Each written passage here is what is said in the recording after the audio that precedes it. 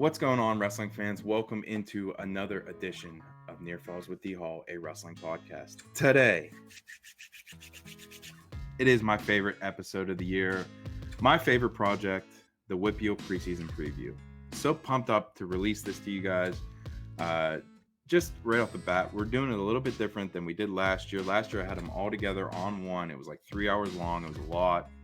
This year, I'm changing it up. Each single team is going to have their own little video, their own little episode of the pod. So you won't have to sift through all the other stuff. Super excited for that.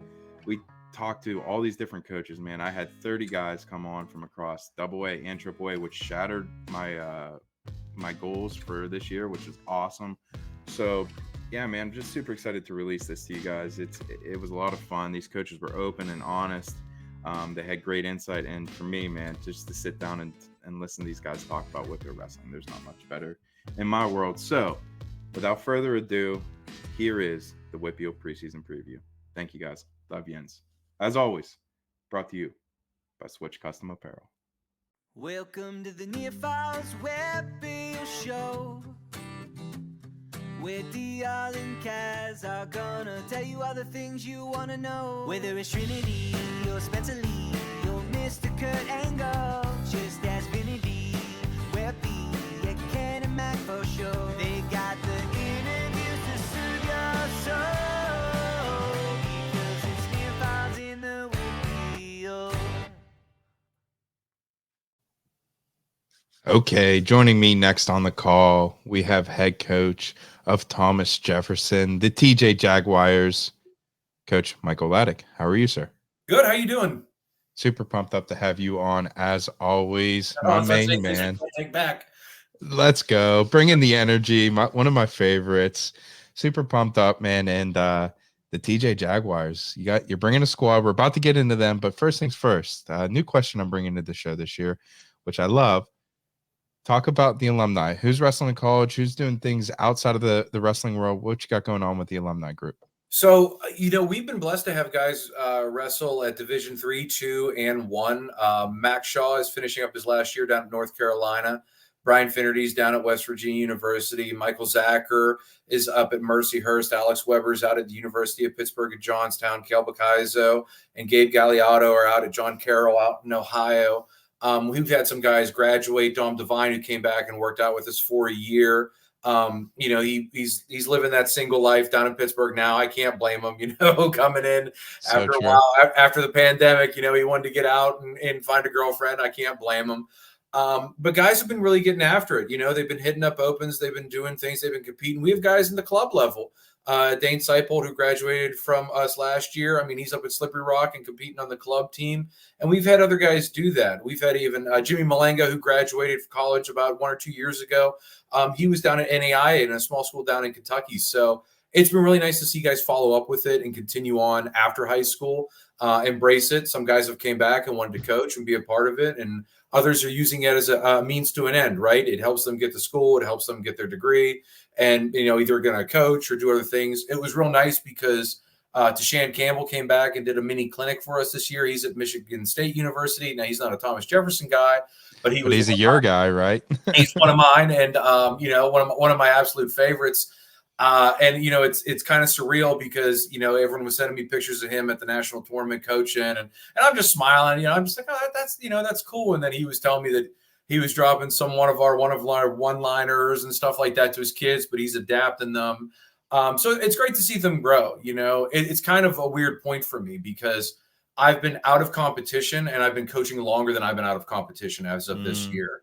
And so that's a little like step backish for me to go, wow, you've been really coaching for quite some time. You know what I mean? And trying to stay abreast of it. And we have some new faces on our team, not just on the staff, but also kids as well too. Nice. I love that. Okay. Now let's talk about that off-season program. How's it gone for you guys? How have you built it to get these guys ready for the start of the season? Man, it's been great. I went to Aruba this summer, took my wife down there. Had a great time. That's not a joke. The thing is, as I talked about last year, is there's such high quality competition in Western Pennsylvania, and there's so many good guys. I would be doing a disservice, and I don't say that negatively, right? Like I'm not built and designed within Thomas Jefferson Wrestling to be the best wrestler in the room. It's my job to kind of have foresight to manage, to like play the big picture and bring it in and rein it in when possible. Guys have been going down. I mean, you look at what Sean Marlowe did in the offseason. I refuse, would never even accidentally say, oh, I played a part in that. Their dads, their parents are very, very adamant about seeking them out, taking them to the best clubs, taking the best competition, getting the best private training, doing all the additional stuff while we have guys playing football, lifting, getting strong, doing that. Some guys stay local. Justin Lexi, he's a senior for us this year. He went out and he's gone down to Quest, and that was his choice that he went down there. Cameron Timko has been going out there. There's a guy who was, started for us, came up as a freshman, had a tough go till about mid-January, made some adjustments, qualifies for the WPIAL tournament, medals in the Allegheny County tournament, stuff like that. Those kids have been really self-driven. We've been pushing leadership, and some people will view that as a cop-out. But I've never been a freestyle Greco guy. I did a little bit, I dabbled in it, but I can't keep up with the rules on that. I can't keep up with that sport. That's a totally different dynamic. And I know there are guys like Bill Evans, and I remember Steve Ansani back in the day. Those guys are hardcore. Like, they cannot wait to get into that Greco freestyle season. And I'm just like, let them spread their wings and fly, because I'll learn just as much from them, if not more, than I would from a coaching clinic. They come back, hey, coach, I've been doing this, or hey, I've added this to my offense, or I think this would be good for these kids on our team, or maybe we could do this drill and this technique. I went up to UPJ this summer I was there for a half day to do the clinic. They got me following Cody Law. Like, what? Like, what? Are you guys serious? Like, you know what I mean? Like, I know. I sent it to Maddox. I was like, look, they got me following. They showed, like, he sent me a picture of like one of his fight photos, and there was like a picture of me that I like took on his phone by accident. So I mean, that's a tough act to follow. I'm like a ham and egger, and I hear you, brother. He's like a national champ and professional fighter. But having that in my brain, like it doesn't give me this false sense of security that like I have the right answer, right? Right. You talk about not only the kid changeover, but we lost Gus and Willie. Yeah. Gus, family man, he's got 3 kids. He's got 2 farms. Willie just got married and he's looking to spread his wings out here. And I've been blessed because we got James Fleming. We got Snapper on our program now, and he's come in and averaged. James Fleming's back. That's awesome. And so, you talk about luck, blessed, whatever you want to call it. I had Jordan Moss, who was a state champion. My father was an All-American. Gus was an All-American. Willie was a 4-time All-American. Now I got Snapper, who's a 2-time D1 All-American. Like, I'm the least qualified dude in the room. You know what I mean? Like, I'm managing and keeping things going. And I'm not trying to downplay it to be funny, but I'm also realistic. He comes in, Snapper comes in. He's like, oh, what do you think about this? What do you do with this? Real meticulous and real thorough, and has a real good read on guys. And he's in it. I mean, he's very, very passionate about it. He has Club D1 that he was running, and he still has guys, and he's looking to pick them up. And he just loves the sport of wrestling. I mean, he's been doing stuff in the city of Pittsburgh. So, we have a lot of avenues here at Thomas Jefferson. It's always a wide open door. But I've been really lucky with who I've got, and I've learned so much every single year. I learn from more guys that come in and have these conversations, and the kids benefit from it because it opens them to different doors where they may not just be comfortable. They're like, oh, I do have great coaching within the room, but they're promoting me to go to other coaches, to learn, to go to open tournaments, to wrestle in different states, to come across different competition so that they can bring it back in and hopefully put the final product on the mat during the season. No doubt. Yeah, that sounds great. And I agree with you, man. It's interesting. I always enjoy having you on because you have a completely different aspect than typical head coach. And it's, hey, man, the proof's in the pudding, man. You produce state champions, you produce really tough kids. And I enjoy watching your program grow. So on top of that, as we get into the season, who are some of these leaders that you've found in your program, in your room, specifically, the wrestlers on the mat? It's easy to go from the top 4 guys we got coming from last year. You got Maddox Shaw, Bodie Marlowe, Shepard Turk, and Brady Fitz. Shaw was a WPIAL champion. Marlowe took 3rd. Fitz and Shaw won a tournament this offseason, I think. Yeah, he won Super 32.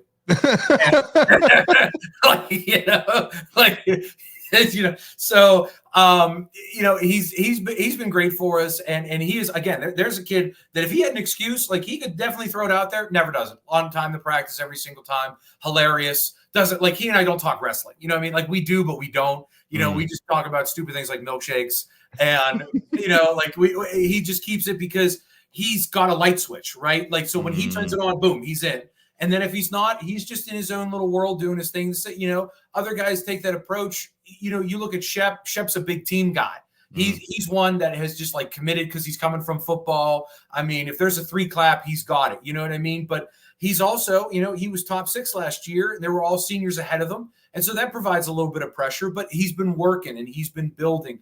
Brady Fitz has been fighting, lifting, getting stronger. He got hungry there at the end of the season. He had a couple tough losses there that he's been trying to build upon and get some momentum. And the same with Marlowe. I mean, he's 1 match away from medaling in that blood round. That kid from Owen J. Roberts goes all the way back through and takes 3rd. So he lost to the state runner-up, and then he lost to a kid to take 3rd. I mean, that and 50 cents will get you a can of Coke, but right. But it's something in his head that's motivating him. He placed out in the Open in Las Vegas. I mean, he has been grinding all summer. And then you throw in the guys that are coming up. You've got Zach Rehak, who's a freshman coming on our team from the junior high. Zach LeBrier, who's going to find a starting position on our team this year. He's been working hard. You've got Trent Miller, who's looking to find his way. Justin Lexi, as I talked about, Cameron Timko, Liam Overdorf. I mean, here's all these guys on our team that are finding spots for filling holes. And I took the brunt of it. I believe I said this last year. After COVID, it was hard. We took a 2-year hit on the dip. You know what I mean? And that we had to go with the guys we had, but we had gaps. We did not have enough guys to fill these spots. And now we're kind of putting the pieces together. We're still inexperienced in some spots. That's to be expected. It's still high school wrestling. But, I mean, for what it's worth, we're competing. We've got an incredibly challenging schedule. We start at Hampton. We go to Beats of the East. Then we go to Powerade. Then we go to Midway Raham. And then we go to the Allegheny County Tournament, on top of the fact that we've got Norwin, Penn Trafford, Franklin Regional, West Mifflin, and Ringgold, like bing, bing, bing. It's nightmaric, you know what I mean? But the community of Thomas Jefferson, when I got there for wrestling, said, we want a harder schedule. We want more challenging competition. We want high-quality coaches. We have high expectations for our kids. Okay, let me see what I can do, right? Like, if you're I'm always 5 votes away. That's what I say. You know what I mean? It takes 5 school board members to say, deuces, I've been fired once before, so it wouldn't surprise me to happen again. You know what I mean? Rick Johnson holds that against me. He's like, every year I say, he's like, because of you. If you kept your mouth shut at South Fayette, you would still be. I was like, I don't know if I'd still be there at this point. Right. Sorry, I didn't mean. I didn't mean to get fired. Hey, it happens. It does, but I mean, you look at that schedule of where we started, right? And again, that's not a knock on any of the tournaments that we pulled out of or not going into. You're leaving King of the Mountain to go to Beast of the East, right? I mean, but we don't see those guys at Beast. There are teams from District 1 and District 11 that, with guys who have state aspirations and goals, we've got to get a visual on those guys. The prep schools are the prep schools. There's nothing I could do about that, right? We're going to see them at Powerade. We'll see them at Beast of the East and on your merry way. But for the public schools and the parochial schools that we're going to be running into, that is critical for our kids to encounter. And some of our guys who may not be as experienced, they still get the bright lights, right? Like, we've had kids win a match in the consolation round, the Powerade tournament. That's a big deal. That's not, I don't care what you are, that's a win at that tournament. And our kids value that kind of stuff. And so if they can take a step, we'll keep moving, D-Hall. You know the drill. I love that. My man, appreciate that. Okay, next thing I have on the list, room games, dodgeball, kickball, handball. What do you guys get into? Nothing. Get not out of here. Where to? I refuse to do any of that Mickey Mouse stuff. I don't care. I saw that video about Penn State, and they're playing dodgeball. I'll tell you what. You give me 15 Penn State wrestlers, we'll throw water balloons in practice for all I care. Not a shot. Am I going to? You kind of have one. No, you kind of have one. No. You got a pit wrestler on your team too. Right there, you know, like, that's the most you can do. I am not doing. That would be the day. Can you imagine a talented kid in my room? Hello, yes, your son. Yes, the returning state qualifier. He blew his knee out playing. I know this is going to be really hard to say this. We were playing dodgeball. What? I told you I was already fired. Like, I'm like, I'm not getting dipped for dodgeball. You're gonna get me for something good. You know, they're gonna get me for something like, hey, wait, you know, this my man. this a little bad. Not a shot. Man, Gus would get on me. Gus would say this all the time. Let's go play ultimate frisbee in the pothole-ridden side field that they have at Thomas Jefferson, where the deer run and the gophers and the moles are digging holes. We're not playing ultimate frisbee. You want to play ultimate frisbee? March 16th. Knock yourself out. You can play all the way till October 1st. But soon as we get to October 8th, 9th, or 10th, whatever that Monday is, not a chance. Not a chance. My man. My kids can't even play pinochle. Like, I'm going to put them and play dodgeball? Not a shot. Because my coach used to do that. He used to play dodgeball. I'm like, what are you doing? You're knocking all the stuff off the wall. He's like, get some loosened up. You didn't hear it jogging? Do some front rolls and back rolls. Like, what are you doing? I'm out. I'm out on that one. Because we used to, you remember I used to put the shirt in the back of your shorts and you would run. Nothing. Get in, put that crappy music, whatever you guys want to listen to, get stretched out. Let's go. We got to wrestle. My bad. Out of there by 5:30. Thanks for coming. My bad. See you at the barbecue. Coach Ledick, a different approach, but a good approach. I love it, my man. Okay. Next thing I have on the docket, social medias. How can we follow your squad this year? So our Twitter handle, we're working on getting that back up and running, or is it X, whatever you guys want to call it anymore. Hold on one second. You're fine. I have it just in case it changed. So it is, I apologize. This is one of those stop gaps there.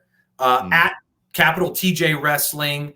TJ, they put the TJ on the other end of it. So we'll try to get that up to date and get guys fresh with, pictures and photos as we travel and go around and do our thing. Oh, man. Okay. Anything or anyone you want to shout out before I leave you go? I got to be honest with you. I got to shout out all the guys that I've ever coached with. Rich Patinato's down at Chartiers Valley, and he was my guy. He was with me with Carr when he won a state title. Brandon Miller's back in town. He's been busy. He was my assistant at Penn Hills, and he was the head coach at Norton for a little bit. He was under Bill Clausen as well. Jordan Moss always has a place in my heart. My dad, for sure, obviously. Gus and Willie and Dom and all the TJ wrestlers and the TJ community. They've been nothing but supportive. They've given me basically carte blanche to come in. And if we're going to be full transparency, that goes with Bill Chirpak, who's my athletic director. He has never batted an eye at me. He's given me everything that I've ever needed and supported it.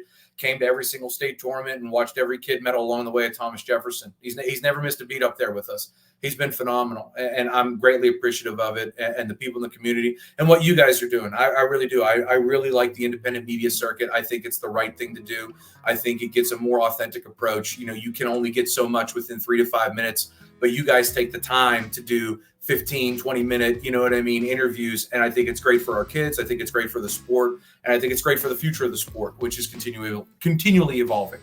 My man, appreciate that. You did everything and you rubbed me down a little bit there. I appreciate you. And man, I can't wait to see you at the tournaments and talk shop with you. You're one of my favorites. And you always bring the energy and I expect nothing less, my friend. I appreciate it. Thank you for having me. My man, have a good one.